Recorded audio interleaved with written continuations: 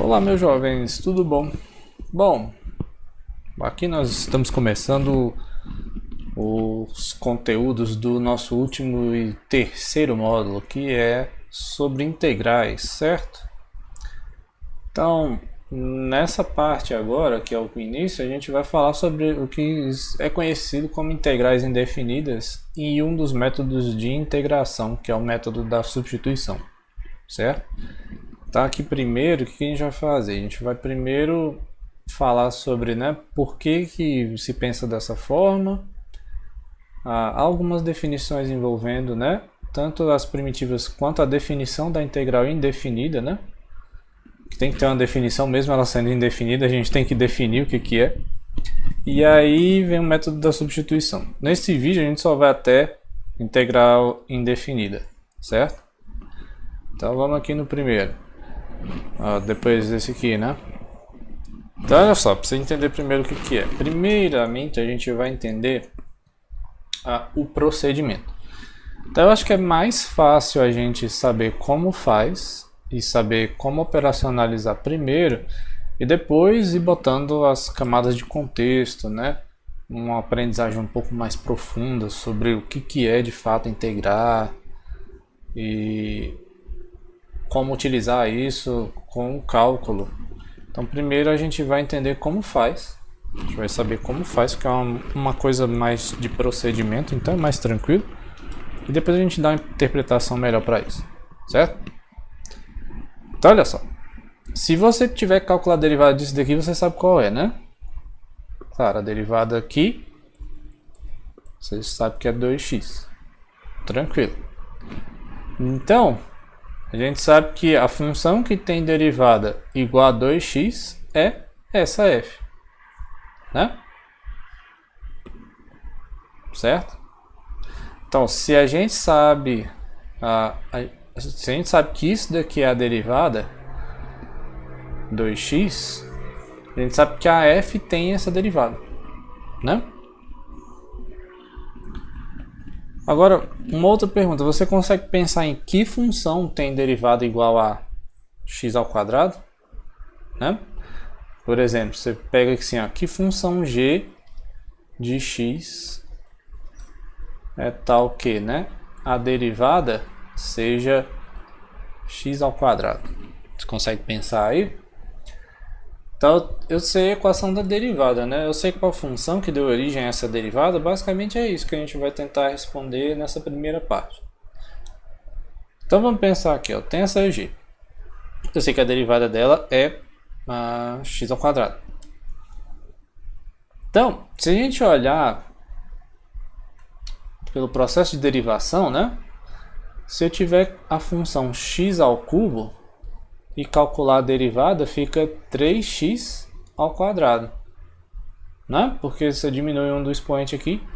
Então, olha só, uma função desse tipo tem quase a derivada desse cara aqui, Qual é a diferença? Porque tem esse 3 multiplicando, E se a gente pegasse esse 3 que está multiplicando e botasse dividindo aqui assim, Então, na hora que a gente dividisse aqui, ia sobrar só x ao quadrado. Olha só que bonito, Então, para responder essa pergunta aqui, a gente poderia dizer que g de x é igual a x ao cubo sobre 3, Vou botar aqui assim, pois a derivada desse troço é a derivada desse troço. Esse aqui é x ao quadrado sobre 3 e dá x ao quadrado. Então essa é uma função que tem derivada, Essa daqui, a derivada dela é x ao quadrado. Aí a pergunta, será que só tem uma única função que satisfaz isso? Será que é só a g igual a esse daqui que satisfaz essa equação? Primeira dica é não, Pensa só, se eu tenho uma função h, mas hoje é dia 19 aqui. Se eu pegar essa função aqui, ela também satisfaz, A derivada aqui também dá x ao quadrado, certo? Então existe só uma única função que faz isso, Não. Será que tem outras funções diferentes dessas duas, né? Certo? E aí a gente vai para a última parte, né? Será que dá para pensar assim para qualquer função? Se eu tiver uma função lá, f de x, será que existe, né? Eu já vou deixar na anotação aqui, ó, um f maiúsculo, que é uma outra função, tal que a derivada é igual, né? Será que existe para qualquer função isso aqui? Essa é a pergunta que a gente tem que fazer neste momento, tá bom? Então vamos lá. A gente vai atrás de saber, primeiro, se uma função tem essa propriedade de ter uma outra que dá a derivada. A gente vai tentar saber quais funções que a gente pode fazer e como que seria esse processo, tá bom? Mas não vamos tentar fazer com todos os detalhes primeiro não. A ideia é que primeiro a gente entenda como operacionalizar e depois a gente vai para os detalhes. Então olha só, a gente vai falar do conceito de primitiva. Se você tem uma função que satisfaz essa equação aqui, ó, a derivada da f é igual a cosseno. Então, uma função que tem essa derivada, a f é igual a seno. Isso aqui é porque está em inglês, né? Mas aqui é o seno de x, certo? Você já sabe que a derivada de seno é cosseno, certo? Então, observe o seguinte, ó, que o f1 de x, que é seno de x mais 1, também satisfaz a equação, né, da derivada. A gente poderia botar assim, ó, f2, que seria seno de x mais 2, também satisfaz essa equação aqui? Também, né? Então a gente poderia pensar numa f com uma constante qualquer, sei lá, né? Poderia ser, né? Então se eu botar qualquer constante aqui, na hora que eu derivar vai sumir, né? Então uma função que satisfaz isso de uma forma geral é essa, né? Seno de x mais uma constante, que ela satisfaz essa equação. Certo? Beleza. Então vamos voltar a nossa atenção para cá, ó. A gente sabe que a função que tem essa derivada é seno. O que a gente pode dizer? Agora a gente vai pensar em termos diferentes. Ao invés de caracterizar, né, a função e depois derivar, a gente vai caracterizar a função pela derivada. Então, se eu tenho que isso daqui tem essa derivada, a gente vai dizer que a seno, essa f, é uma primitiva do cosseno. Porque quando você deriva uma primitiva da função que é a derivada, certo? Isso aqui está nesta definição aqui, ó. Então a gente vai dizer que uma função f é uma primitiva de uma fzinha qualquer, se a derivada dessa fzona é a fzinha, certo? Então tem um monte de primitivas, né? Se você olhar aí nos exemplos, você olha, vai pensar assim, poxa, naquele primeiro que a gente fez, né? O primeiro lá era assim, a equação era f' de x igual a 2x. Então a gente fez a primeira f como sendo x ao quadrado. Então a gente pode dizer que, vou botar aqui, ó. Então podemos dizer que f de x é uma primitiva